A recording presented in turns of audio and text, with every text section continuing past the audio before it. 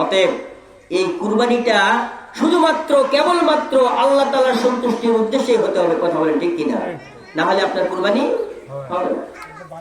কারণ আল্লাহ তাআলার কাছে কি পৌঁছে এই কুরবানির কোনো গোশত বা রক্ত মাংস পৌঁছে কি?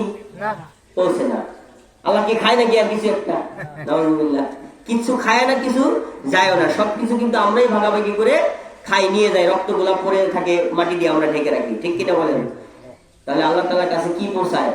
আল্লাহ তাআলা সূরা হজের 37 নম্বর আয়াতে বলেছেন, লা ইয়ানালুল্লাহু লুহুমুহা ওয়ালা দিমাউহা ওয়ালাকিন ইয়ানালুহুত তাকওয়া মিনকুম। আল্লাহু আকবার।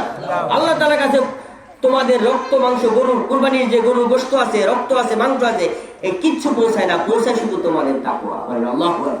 তোমাদের অন্তরের ভিতরে কি লালন করতেছো, কি নিয়ত করেছো, এটা আল্লাহ তাআলার কাছে পৌঁছায়। এই জন্য সূরা মায়েদার 27 নম্বর আয়াতে আল্লাহ তাআলা আবার বলেছেন, ইন্নামা ইয়াতাকাব্বালুল্লাহু মিনাল মুত্তাকিন। আল্লাহু আকবার। আল্লাহ তাআলা বলেন, নিশ্চয়ই এই মুত্তাকিদের কুরবানি আল্লাহ তাআলা কবুল করে থাকেন।